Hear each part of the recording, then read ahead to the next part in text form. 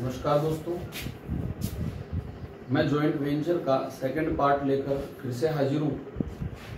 जैसा कि आप जानते हैं कि टारगेट प्लस क्लासेस नीमका थाना ने अपनी ऑनलाइन क्लासेस स्टार्ट कर दी हैं और उसी दौर में आगे बढ़ते हुए हमने एक चैप्टर स्टार्ट किया था 12th कॉमर्स के लिए जॉइंट वेंचर, और उसका पहला पार्ट अगर आप देखना चाहोगे तो इसी वीडियो के डिस्क्रिप्शन में उसका लिंक हम आपको प्रोवाइड करवा देंगे, या फिर आप हमारे चैनल को सब्सक्राइब कर सकते हैं। चैनल का नाम रहेगा टारगेट प्लस क्लासेस नीमका थाना। ज़रूर लाइक और सब्सक्राइब करें और हमारी जो भी कमियां हों उनको आप कमेंट में ज़रूर लिखें, जिसमें हम उसको सुधार पाएँ। बहुत बहुत धन्यवाद। पहले पार्ट में हमने कुछ एंट्रियों वगैरह के बारे में बातें की थी, इंट्रोडक्शन के बारे में बातें की थी कि जॉइंट वेंचर होता क्या है ना, उसकी विशेषताएं क्या होती हैं, उनमें किन किन तरीके से एंट्रियां की जाती हैं। तो एंट्रीज के बारे में जितने भी डिस्क्रिप्शन वो इन्फॉर्मेशन आपको चाहिए तो सारी इन्फॉर्मेशन आपको मिल जाएगी पहले वीडियो में। तो जो एंट्रियां पहले पार्ट के लिए बनती है, मैंने 3 तरीके बताए थे आपको। पहला तरीका कि केवल जॉइंट वेंचर के लिए अलग से पुस्तकें रखना, जो पहला सिस्टम है वो है जॉइंट वेंचर के लिए अलग से पुस्तकें रखना, और वही पार्ट हमारा चल रहा है। और उसी के लिए मैं पहला एग्जाम्पल लेकर आपके सामने हाजिर हूँ। एग्जाम्पल में जैसे ए और बी 2 व्यक्ति थे जो कि संयुक्त साहस में अपना व्यापार चालू करना चाहते हैं। 2 व्यक्ति हो गए ए और बी। इन्होंने अपना एक बैंक में खाता खोला, इन्होंने मिलकर अपना एक बैंक में खाता खोला। बैंक में ए ने डिपॉजिट करवाए 70,000 रुपए और बी ने जमा करवाए 1 लाख रुपए। ठीक है, फिर बैंक में पैसा आ गया आपका। पैसा आने के बाद इन्होंने परचेज किया, गुड्स परचेज किया, गेहूं, चावल, दाल, कुछ भी ये परचेज कर सकते हैं। जिस चीज का बिजनेस कर रहे हो तो उसको हमने परचेज ही कह दिया। ठीक है, आप जो भी प्रोडक्ट बोलो, जरूरी नहीं है प्रोडक्ट का ही काम करें, कोई बिल्डिंग कंस्ट्रक्शन का काम कर सकते हैं, कोई ब्रोकरेज का काम कर सकते हैं। तो जिससे संबंधित भी काम हो उससे संबंधित वो चीज यहाँ पे आपको लिखनी है। तो परचेज इन्होंने की, ए ने अपने बलबूते या फिर अपने पैसे से 10,000 रुपए का माल खरीदा। बैंक से पैसा नहीं दिया है, मैंने ए के नीचे लिखा है, तो इसका अर्थ यह हुआ कि ए ने ही परचेज किया है। ठीक है, बी है तो बी ने परचेज किया, 50,000 रुपए का माल अपनी जेब से खर्च किए। उसके बाद कंबाइंडली इन्होंने 20,000 रुपए का माल उधार खरीदा। ठीक है, और 1 लाख रुपए का माल नगद खरीदा। परचेज 4 तरह की होगी, एक ए ने परचेज किया, एक बी ने परचेज किया। ठीक है, कंबाइंड उधार माल इन्होंने खरीदा 20,000 रुपए का, जो कि सप्लायर वगैरह के नाम से मैंने एंट्री में बताया था आपको। और नगद आपने खरीदा है, वो खरीदा है कितने रुपए का? 1 लाख रुपए का, जो कि हम बैंक से पेमेंट करेंगे, जिसका पेमेंट हमें किससे करना है? बैंक से। वेजेज ए ने पर्सनली पे की है 8,000 रुपए, बी ने पर्सनली पे की है 5,000 रुपए, है ना। और कंबाइंड रूप से इन्होंने कोई वेजेज वगैरह नहीं चुकाई है। एक्सपेंसेस की अगर बात करूं तो केवल ए ने एक्सपेंसेस किए हैं 6,000, बी ने कोई एक्सपेंसेस नहीं किए और कंबाइंड रूप से भी इन्होंने कोई एक्सपेंसेस नहीं किए। सेल्स की अगर बात करूं तो ए ने पर्सनली कोई सेल्स नहीं की, बी ने पर्सनली, दोनों ने मिलकर सेल्स की है। तो नगद तो माल बेचा इन्होंने, यानी जॉइंट बैंक से पेमेंट आएगा 3 लाख रुपए, और उधार माल बेचा इन्होंने 10,000 रुपए का, 10,000। गुड्स टेकन यानी माल ले लिया, ए ने 10,000 रुपए का माल अपने पास रख लिया और बी ने 8,000 रुपए का माल अपने पास रख लिया। ठीक है, और इनका प्रॉफिट एंड लॉस का रेशियो है वो 1:1, यानी 1:1 रहेगा। मैंने कोशिश यही की है कि एक ही क्वेश्चन में लगभग पहले मेथड की सारी चीजें इन्वॉल्व कर सकूं, लेकिन फिर भी अगर एक आध बात रह जाएगी तो उसके बारे में हम पर्सनली डिस्कस कर लेंगे। ठीक है, क्वेश्चन करने से पहले मैं कुछ एंट्रियां आपको बता दूं या याद दिला दूं, जिससे संबंधित आप एंट्रियां करोगे, क्योंकि हम direct joint venture account, joint bank account और को वेंचर अकाउंट बनाकर देखेंगे इसका। ठीक है भाई, जॉइंट वेंचर अकाउंट बनाना है, जॉइंट बैंक अकाउंट बनाना है और को वेंचर्स अकाउंट बनाना है। तो तीनों अकाउंट आपको बनाने हैं, बाकी आपका काम है वो डायरेक्टली चलता रहेगा। जॉइंट बैंक है, इन्होंने दोनों ने जॉइंट बैंक में कितना कितना रुपया डिपॉजिट किया है? तो भाई 70,000, 70,000 रुपए तो इसने डिपॉजिट किया, और 1 लाख रुपया इसने डिपॉजिट किया। इसके एंट्री आप पहले से जानते हो, पहले वीडियो में मैंने आपको बताया था कि जब भी को वेंचर्स बैंक में रुपए जमा करवाएंगे या कैश डिपॉजिट करवाएंगे तो उसकी एंट्री बनती है आपकी joint bank account DR to co ventures. और यहाँ को वेंचर्स कौन है? ए और बी। तो एंट्री हो जाएगी आपकी joint bank account DR to A's account और टू बीज अकाउंट। पहली एंट्री आपकी हो गई। उसके बाद आप माल खरीदेंगे, तो परचेज की एंट्रियां चाहें तो आप कंबाइंड रूप से एक एंट्री भी कर सकते हैं और चाहें तो अलग अलग करके 3 एंट्रियों में भी कंप्लीट कर सकते हैं। मैं आपको एक एंट्री में नहीं बता के 3 एंट्रियों में बता रहा हूं, ठीक है। पहले तो ए और बी ने माल परचेज किया है, तो उसकी एंट्री हो जाएगी आपकी joint venture account DR 2 A's और 2 B's, ठीक है। ए और बी दोनों ने माल खरीदा, तो joint venture account DR 2 A और 2 B। सेकेंड एंट्री आपकी होगी, उधार माल खरीदा आपने 20,000 रुपए का, तो joint venture account DR 2 supplier या क्रेडिटर, 2 सप्लायर या क्रेडिटर, ठीक है।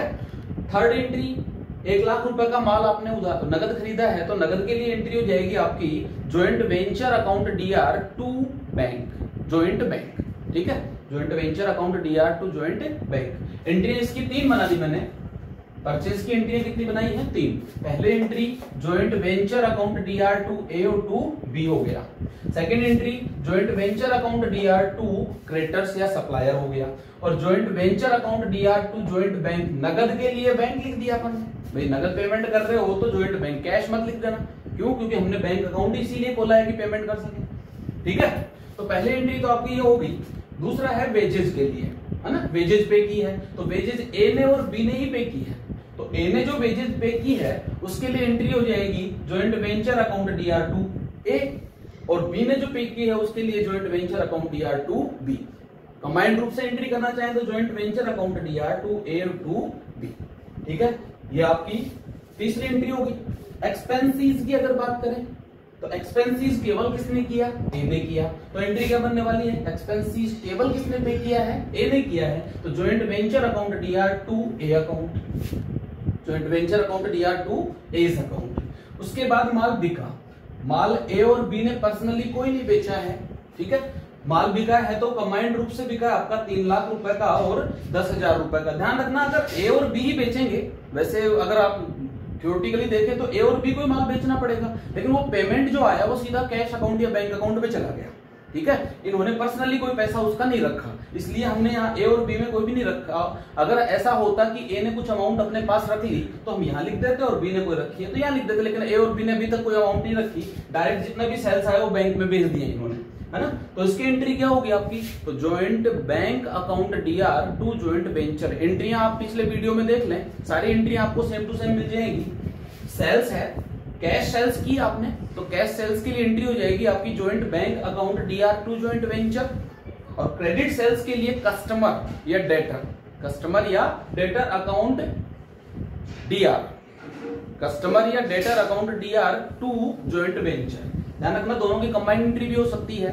Joint bank account DR 3 lakh रुपए से हो जाएगा, ठीक है। डेटर या कस्टमर अकाउंट DR 10,000 रुपए से हो जाएगा, और टोटल 3,10,000 रुपए से क्रेडिट साइड में जॉइंट वेंचर लिख देंगे, ठीक है भाई। यहां तक की एंट्री आपकी होगी। गुड्स टेकन, जॉइंट वेंचर में ए और बी ने पर्सनली कोई माल यूज कर लिया, अपने लिए ही माल यूज कर लिया, तो उसकी एंट्री क्या बनने वाली है? तो ए ने भी कुछ माल यूज किया, बी ने भी कुछ माल यूज किया, तो यूज कर लिया तो इनकी कैपिटल है वो कम हो जाएगी। कहने का मतलब है कि इन्होंने पैसा पर्सनली यूज कर लिया, जब इन्होंने पैसा लगाया तो हमने इसको क्रेडिट किया, ए और बी को क्रेडिट किया था। अब ये यूज कर रहे हैं तो ऑपोजिट एंट्री, यानी कि इनको डेबिट करना है, तो एंट्री हो जाएगी आपकी A's account DR, B's account DR 2 joint venture, A's account DR, B's account DR 2 joint venture. ध्यान रखना, आपकी एंट्रियां यहां तक की कंप्लीट हो चुकी हैं। उसके बाद आपको क्या करना है कि लास्ट में जो भी जॉइंट वेंचर अकाउंट आपका बनेगा वो आपके प्रॉफिट एंड लॉस को रिप्रेजेंट करेगा कि आपका प्रॉफिट हुआ है या लॉस हुआ है। अगर प्रॉफिट हुआ है तो भी आपको 1:1 यानी 1:1 में डिस्ट्रीब्यूट कर देना है। अगर आपको लॉस हुआ है तो लॉस BC रेशियो में। तो आपको अकाउंट यहाँ पे एंट्रियां कंप्लीट करने के बाद अकाउंट बनाने हैं, और अकाउंट बनेंगे आपके 3, मुख्यतः 3 तरह के अकाउंट बनते हैं। पहला अकाउंट जॉइंट वेंचर अकाउंट बनेगा, दूसरा अकाउंट जॉइंट बैंक अकाउंट बनेगा, और तीसरा को वेंचर्स अकाउंट यानी ए और बी का अकाउंट बनेगा। तो इस तरह से अकाउंट है वो आपके 3 बनेंगे। इसमें कुछ एंट्रियां हैं वो बाद में होती हैं, जैसे प्रॉफिट कितना हुआ, उस प्रॉफिट या लॉस को बांटने की एंट्री, और फाइनल पेमेंट की एंट्री। तो फाइनल पेमेंट और प्रॉफिट एंड लॉस को डिस्ट्रीब्यूट करने की जो एंट्रियां हैं वो अभी नहीं करके थोड़ी देर बाद होंगी, जब ये सवाल कंप्लीट हो जाएगा। यहां तक मैंने जो बताई हैं वो एंट्रियां एक बार दोबारा से वीडियो को पीछे करके चेक कर लेना। अगर एक ही बार में आपको समझ में आ गया तो बहुत अच्छी बात है।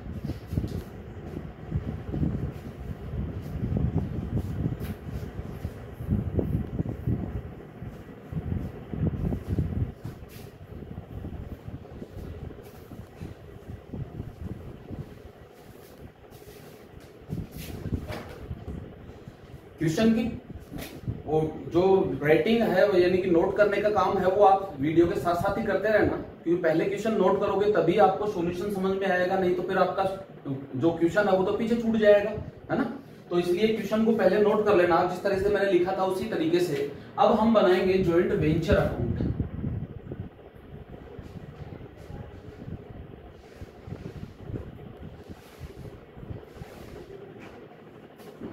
आपका बनना है जॉइंट वेंचर अकाउंट। ठीक है भाई। जॉइंट वेंचर अकाउंट में सबसे पहले आपने माल परचेज किया था, तो परचेज करने का तरीके 3 थे आपके, तो 2 में लिखेंगे आप। ठीक है, 2 जॉइंट बैंक, मैं शॉर्ट फॉर्म में लिखूंगा क्योंकि जगह कम है। 2 जॉइंट बैंक, और जॉइंट बैंक आपने बैंक से नगद में माल कितना खरीदा था, तो आपने नगद में माल खरीदा था 1 लाख रुपए का। जॉइंट वेंचर में आपने नगद माल खरीद लिया कितने रुपए का, 1 लाख रुपए का। उसके बाद 2 क्रेटर या सप्लायर, तो सप्लायर से आपने कितना माल खरीदा था, तो सप्लायर से आपने परचेज किया था 20,000 रुपए का माल, उधार माल था वो आपका 20,000 रुपए का था। ठीक है, उसके बाद ए और बी ने भी पर्सनली माल परचेज किया था, तो 2A और 2B, ए और बी ने माल परचेज किया, और ए और बी ने आपका माल परचेज किया था वो किया था आपका 10,000 और 50,000, तो 10,000 और 50,000। यहां तक कोई प्रॉब्लम है तो आप बता सकते हैं। ध्यान रखना, जॉइंट वेंचर अकाउंट में जितनी भी एक्सपेंसेस होती हैं या खर्चे होते हैं वो आपके आएंगे डेबिट साइड में, और जो भी आपकी इनकम होती है या फिर पैसा मिलता है तो वो आएगा आपका क्रेडिट साइड में। इसका नेचर है वो नॉमिनल नेचर होता है, और नॉमिनल नेचर में आप जानते ही हैं कि जितनी भी एक्सपेंसेस या इनकम है वो इनकम और प्रॉफिट है वो तो डेबिट में आना है, और जितने भी एक्सपेंसेस और खर्चे हैं वो तो सारे डेबिट में, और इनकम है वो कहाँ आ जाएगी आपकी क्रेडिट में।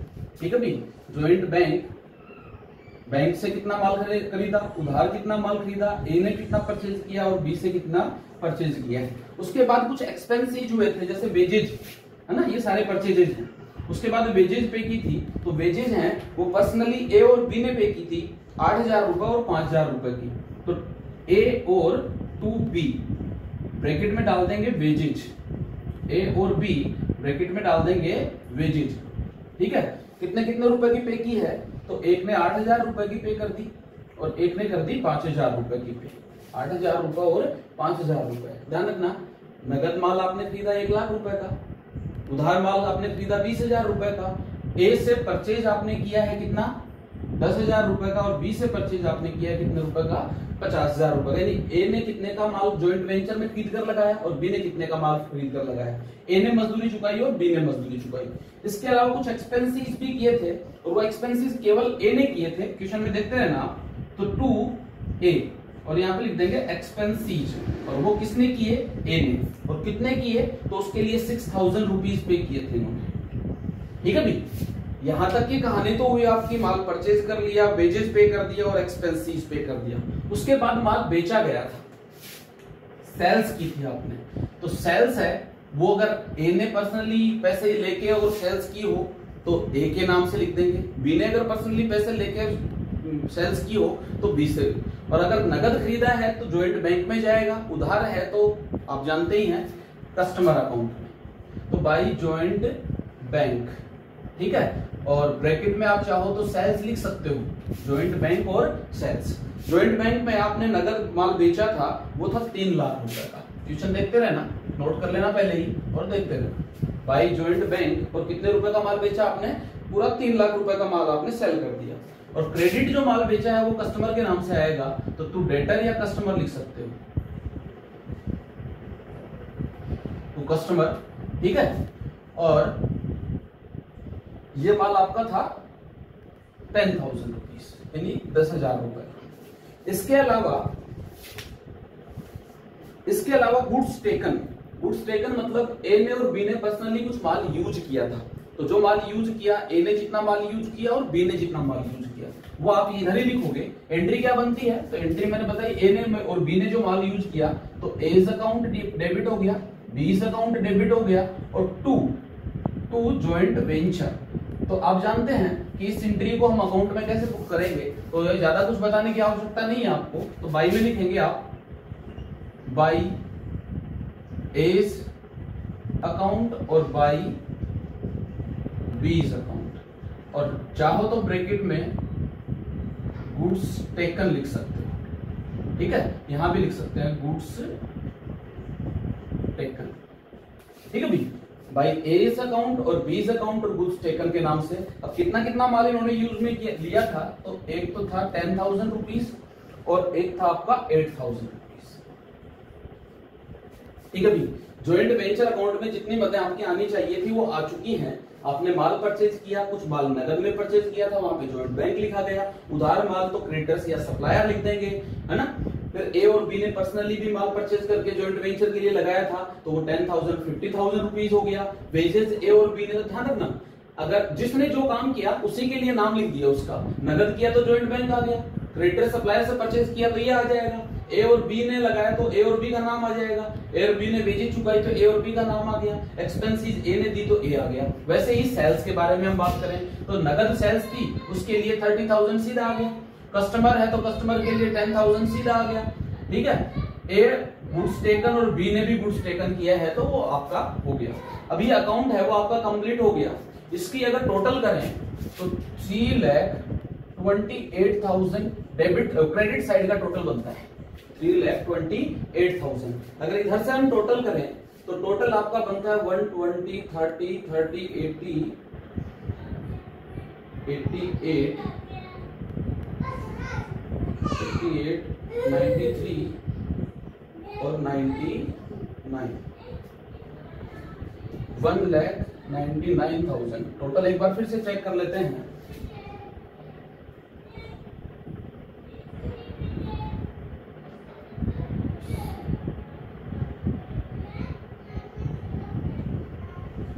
बिल्कुल सही है, इसमें से लेस कर लेंगे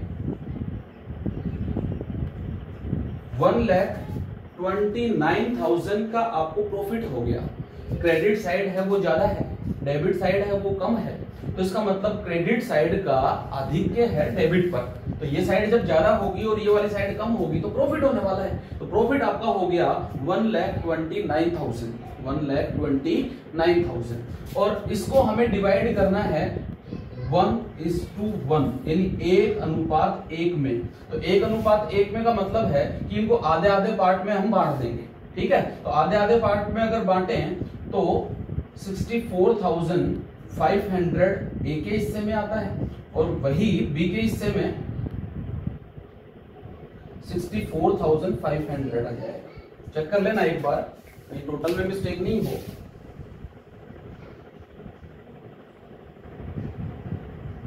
सही है।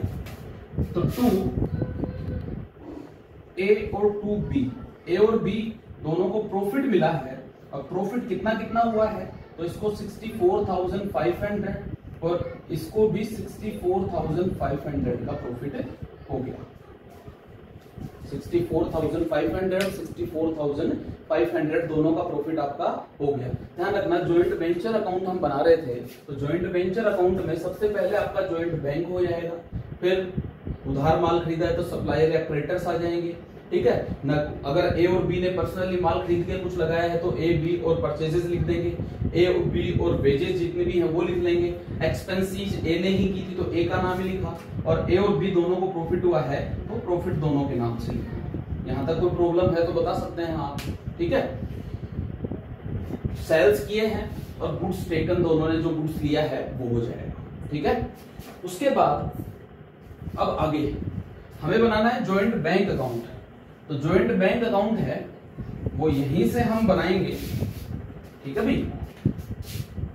यहाँ पे टोटल कर देते हैं, टोटल ये इक्वल एक जगह आने चाहिए, मेरे पास थोड़ी जगह की कमी है और दोनों अकाउंट एक साथ ही बनने हैं, इसलिए मैंने इसको थोड़ा यही मिनिमाइज कर दिया। अब आपको बनाना है जॉइंट बैंक अकाउंट, ठीक है भाई।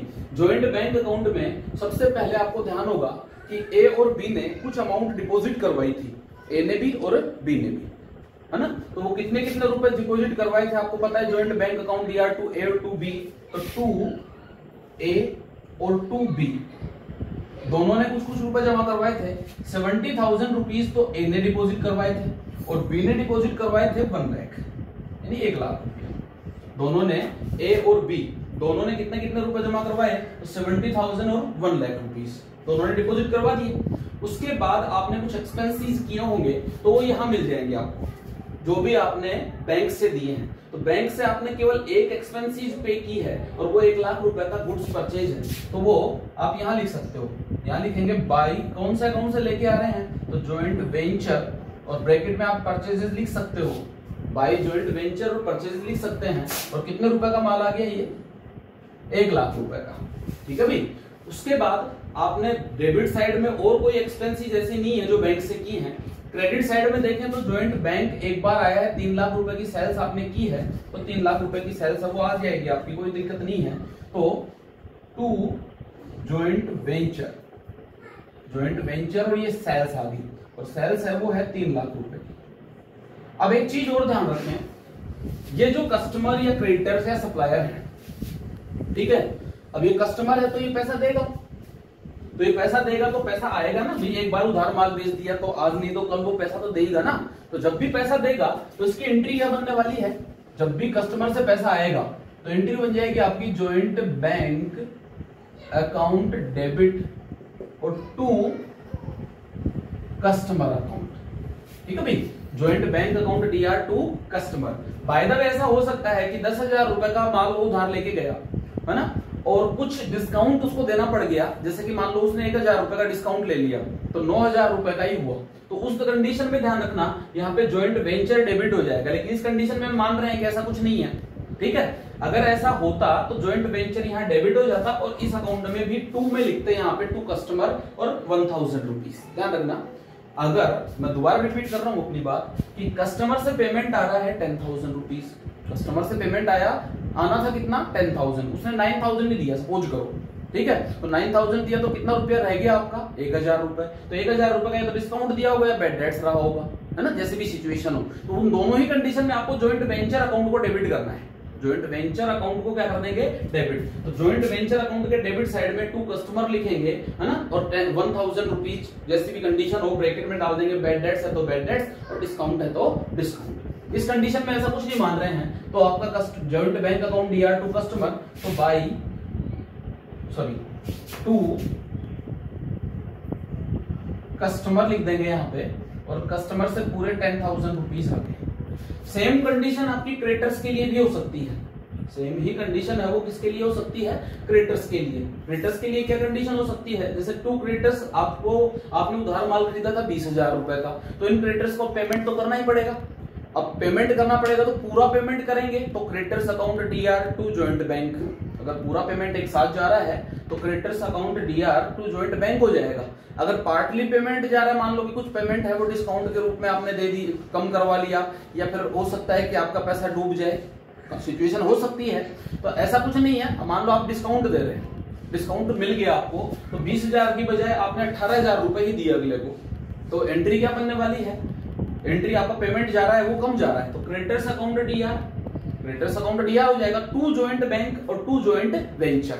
और जॉइंट वेंचर है उसके में क्रेडिट साइड में आ जाएगा आपका बाय सप्लायर, कितने रुपए डिस्काउंट था 2,000 रुपए। लेकिन ऐसी कोई सिचुएशन अभी हम डाल रहे नहीं है, पर 20,000 रुपए का पेमेंट है वो आप उसको कर दोगे, तो बाय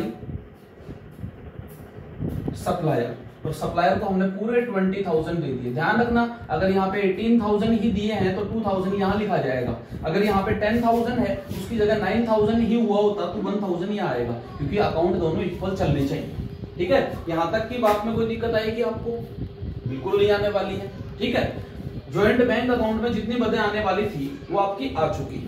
अब बची क्या, बचेंगे आपकी वे अकाउंट जो कि कोवेंचर्स अकाउंट बनने के बाद जो इसमें डिपॉजिट होने वाली है या आने वाली है वो चीजें रहेंगी। तो 2 अकाउंट और बनने वाले हैं अभी आपके कोवेंचर्स, यानी ए का अकाउंट भी बनेगा और बी का अकाउंट भी बनेगा। जगह की कमी है और ये अकाउंट मुझे उस समय चाहिए, इसलिए मैं इनको क्लीन न करके वहीं पे छोटे आकार में थोड़ी कोशिश करना देखने की, बिल्कुल आपको दिखाई देगा।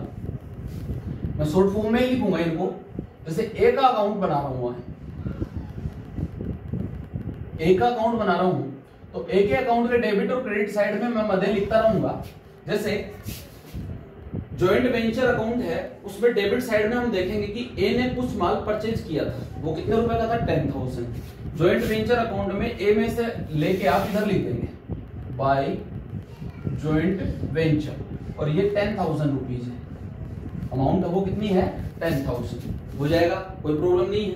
उसके बाद फिर से ये तो हो गया, आप यहां पर टिक कर दें, मान लो पहचान के लिए। दूसरा ए फिर से आया, इसने वेजेस भी के पे की थी, तो बाई जॉइंट वेंचर और 8,000 ब्रैकेट में आप डालते रहे, जैसे यहाँ पे ये परचेज किया था, ये वेजेस में ज्यादा नजदीक होने की वजह से नहीं लिख रहा हूं। बाकी आप जो भी एक्सपेंसेस किए हैं परचेजेस के लिए तो परचेज लिख सकते हैं, वेजेस किए तो वेजेस लिख सकते हैं, ठीक है। उसके बाद एक्सपेंसेस उन्होंने पे की थी, तो बाय जॉइंट वेंचर और 6,000 रुपीज एक्सपेंसेस हो गए इसके, और लास्ट में इसको ए को ही प्रॉफिट मिला था, तो बाय जॉइंट वेंचर और प्रॉफिट मिला था इसको 64,500।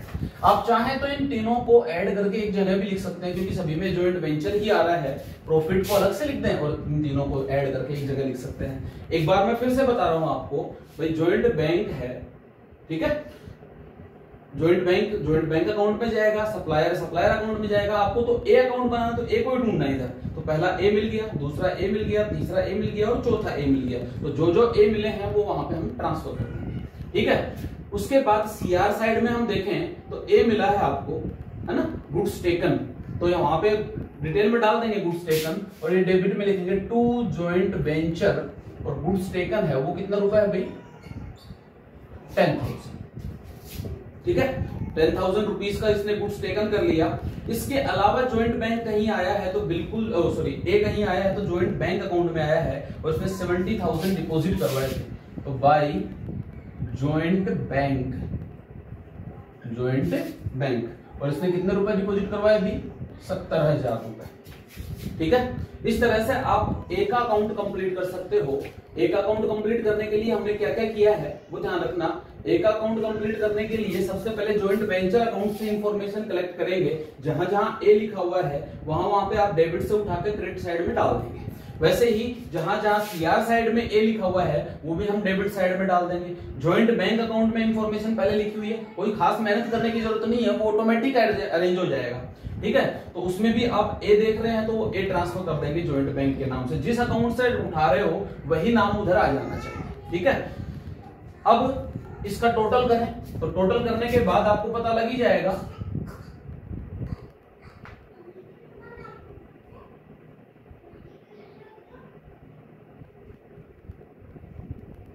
तो ये हो गया आपका 500, फिर हो गया 4, 6, 10, 10 और 10 20, 20 और 8 28, 8 और 6 7 13, 13 और 2 15, 158,500, और इसमें से 10,000 लेस करते हैं तो 2 joint bank final payment balancing figure से कैलकुलेट होकर आ जाएगा आपका फाइनल पेमेंट है वो। तो 1,58,500 में से 10,000 अगर लेस कर दें, यानी 1,58,500 में से 10,000 अगर लेस कर दें तो 1,48,500 रुपए आपका टोटल हो जाएगा। टोटल ये तो ए का अकाउंट हो गया, ए को आपने पेमेंट कर दिया 1,48,500 रुपए। अब ये ध्यान रखना, ए से एक इंफॉर्मेशन जॉइंट बैंक अकाउंट में आएगी, ए से एक इंफॉर्मेशन जॉइंट बैंक अकाउंट में आएगी, वो क्या आएगी, ये तो बाई में लिख देंगे आप, बाई एज अकाउंट और ब्रैकेट में डाल देंगे फाइनल पेमेंट, और इसमें फाइनल पेमेंट में 1,48,500, 1,48,500। वैसे ही हमें बी का अकाउंट भी बनाना है। ए का अकाउंट नोट कर लेना, क्योंकि मैं इसी की जगह बी का अकाउंट बनाने जा रहा हूं, ठीक है। तो ए का अकाउंट तो आपका कंप्लीट हो गया, ठीक है भाई। अब साथ में ही बी का अकाउंट हम यही बनाएंगे। ध्यान रखना, बी का अकाउंट भी ऐसे ही बनेगा जैसा कि आपने ए का अकाउंट बनाया है। चाहो तो आपके पास अच्छी खासी जगह हो तो दोनों अकाउंट एक साथ बन सकते हैं। दोनों अकाउंट एक साथ भी बन जाएंगे अगर आपके पास प्रॉपरली खूब जगह हो तो, लेकिन मेरे पास जगह की कमी है इसलिए मैंने यहीं पे मैनेज किया है। ठीक है भाई। अब देखिए बी यहां आया है परचेज के लिए, तो बी है तो बाय जॉइंट वेंचर, ठीक है, और 50,000 परचेज, 50,000 रुपए का माल इसने परचेज कर लिया। उसके बाद फिर से बी आया तो बाय जॉइंट वेंचर और 5,000 वेजेज का हो गया। उसके बाद फिर से बी आया तो बाय जॉइंट वेंचर और प्रॉफिट हो गया आपको 64,500, 64,500। जॉइंट वेंचर अकाउंट में बी जितनी बार आया वो उधर ट्रांसफर कर चुके। वैसे ही जॉइंट वेंचर अकाउंट में क्रेडिट साइड में जितने भी बी आएंगे वो उसको भी ट्रांसफर कर देंगे। तो 2 जॉइंट वेंचर और ये हो गया आपका 8,000। जॉइंट वेंचर अकाउंट में जितने बी आए, अब ये ध्यान रखना केवल जॉइंट वेंचर लिखेंगे तो प्रॉब्लम आ जाएगी, इसलिए ये जरूर लिखना कि ये परचेज के लिए है, ये वेजेज के लिए है, ये प्रॉफिट के लिए है, आपको ध्यान ही है, और ये गुड्स टेकन, ये गुड्स टेकन के लिए, जैसे भी इंफॉर्मेशन हो। उसके बाद आएंगे हम जॉइंट बैंक अकाउंट में, और जॉइंट बैंक अकाउंट में देखेंगे, जॉइंट बैंक अकाउंट में देखेंगे कितना आने वाला है। तो जॉइंट बैंक अकाउंट में देखो 2B एक बार आया है तो बाय जॉइंट बैंक, और उसने 1 लाख रुपए स्टार्टिंग टाइम पे डिपॉजिट करवाए थे तो 1 लाख रुपए यहां पे हमें लिख देंगे। ठीक है भाई, ये 1 लाख रुपया आपका हो गया। अब इनका भी टोटल करें तो 500 तो सीधा हो गया, फिर 5.49 और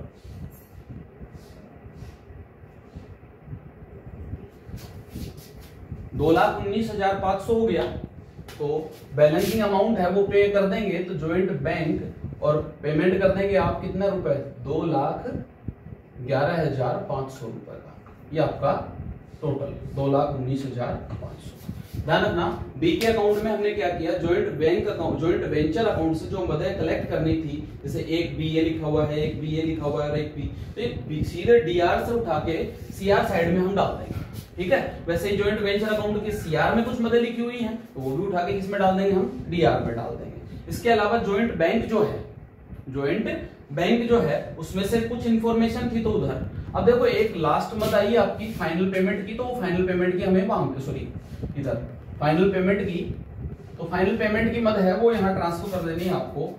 ये डीआर से सीआर में जाएगी तो बाय बीज अकाउंट, बाय बीज अकाउंट, और ये हो गया आपका 2,11,500, 2,11,500।